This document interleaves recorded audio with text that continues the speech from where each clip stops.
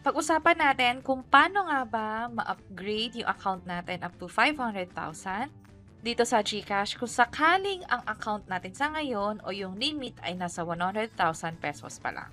By the way, kung first time mo sa channel na to and gusto mo pa ng mga online tutorial videos katulad nito, please click the subscribe button.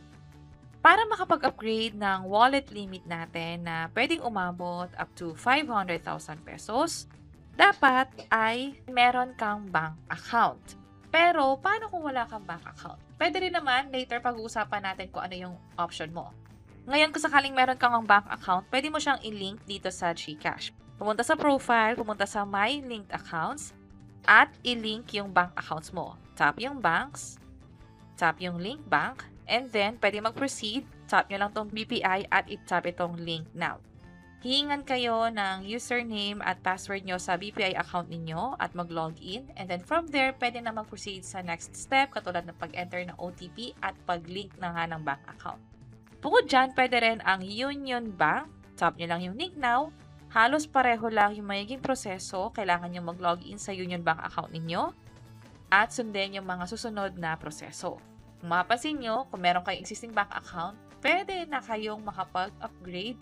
Pero tandaan, dapat kayo ay fully verified GCash account user.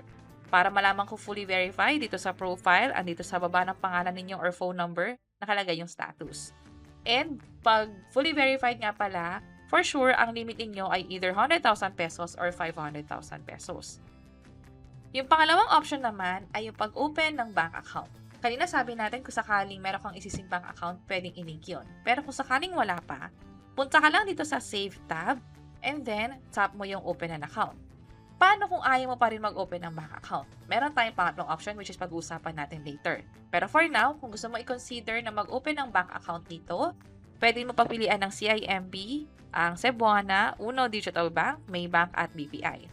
Maraming perks dito katulad ng mas mataas na interes o habang nakaipon o nakatago ang pera mo dito sa savings account na to, lumalago din ang pera mo. Base na rin yan sa interest na ina-offer ng banko na yan. Kung makapansin nyo, yung Uno Digital Bank yung may pinaka-ina-offer na malaki ngayon, pero yung CIMB, madalas silang magbigay ng promo, madalas na mas malaki din yung interest na binibigay nila. Again, depende sa promo na meron sa CIMB. Ang gusto ko pa dito ay yung sa BPI din kung saan libre yung pag-transfer from GCash to your BPI account. Sa ngayon kasi sa pag-cash in may charge, pero kapag meron kang BPI savings account dito sa GCash G-Save nila, libre na ang cash in, cash out between BPI and GCash.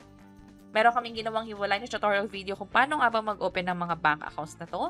Pwede nyo pag-isipan kung ano yung pinakabagay sa inyo, yung pinakagusto nyo. Ang kagandahan dito kapag meron kang bank account, covered na to ng PDIC up to 1 million pesos. Ibig sabihin kung magsarado yung bangko at pasok siya sa insurance coverage ng PDIC, mababalik sa'yo yung pera. Yung sa GCash wallet kasi natin, hindi siya covered ng PDIC. At hindi rin siya bank account, wallet siya. Unlike dito sa mga bank accounts na pinapakita natin, legit na may bank account ka na pwedeng magamit kung sakaling gusto mo siyang i-enroll sa SSS for disbursement, pwede yan. Close natin. Kung ayaw mo naman mag-open ng bank account sa kanila, may isa pang option. Pero yan ay yung sa invest na part na. Kung saan mag-open ka ng G-Funds account, i-verify mo yung email mo, and then sasagutan mo lang yung mga katanungan na meron sa G-Funds para makapag-invest.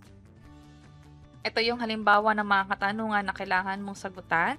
At mula nga dito, kapag nakapag-open ka na ng bank account, pag na-approve na yung GFunds account mo, pwede nang mag-invest ng 100 pesos sa BPI or ATRAP.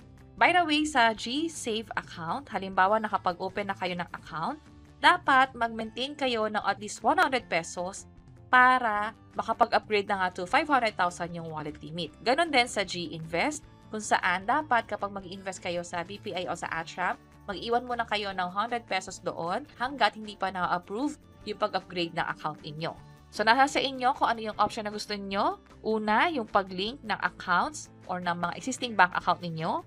Pangalawa naman, pwedeng mag-open ng mga bank accounts dito sa Save option ng GCash at mag-iwan ng at least 100 pesos. Pangatlo, kung sakaling ayaw nyo ng existing bank account na mag-link o di naman kaya ay mag-open ng panibagong bank account, pwedeng mag-open ng G-Funds at mag-invest sa BPI or ATRAP ng at least 100 pesos.